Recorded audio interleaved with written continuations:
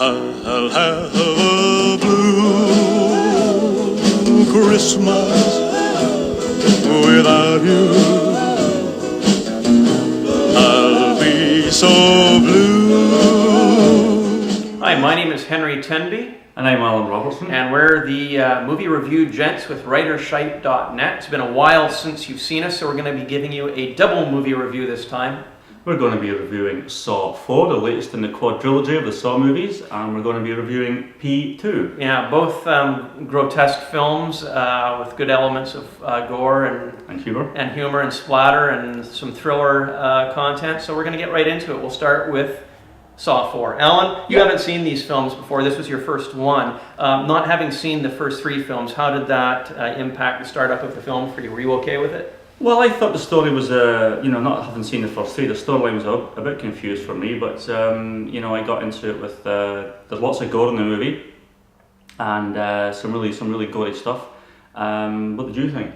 Well, I mean, for someone that has a penchant for gore and things of the grotesque realm, I think this movie was a 10 out of 10.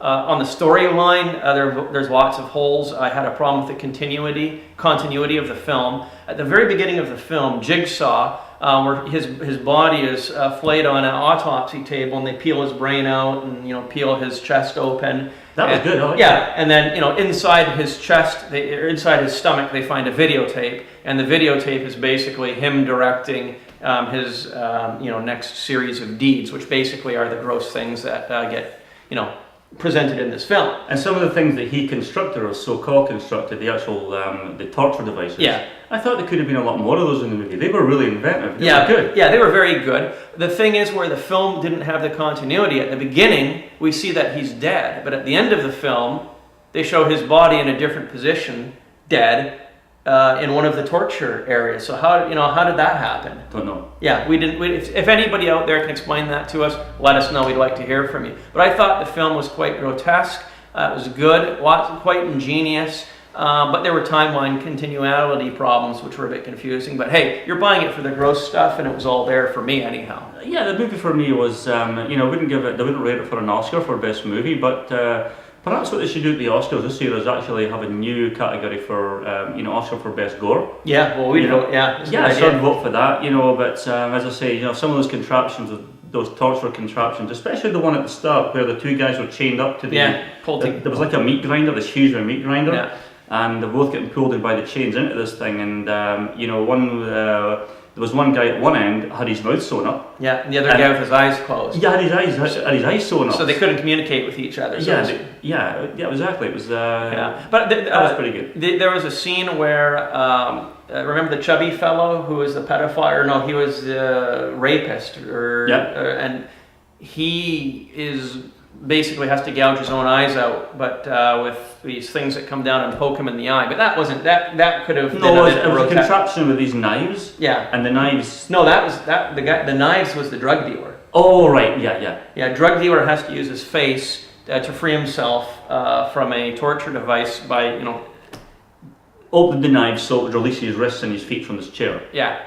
So, but the guy I'm talking about, the drug dealer, the other guy, when he had to, poke his eyes out with the knives. Yeah. That wasn't particularly gross, was it?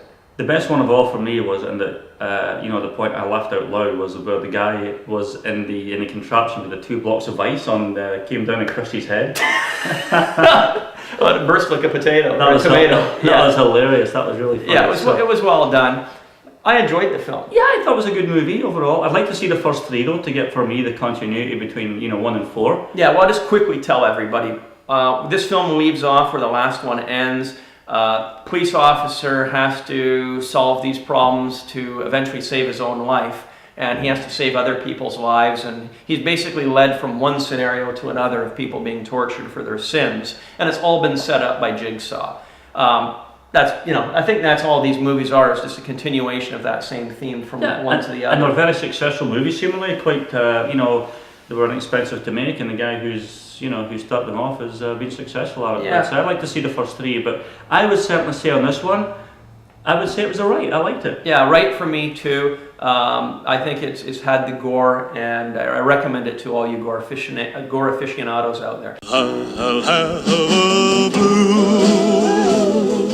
Christmas without you. I'll be so blue.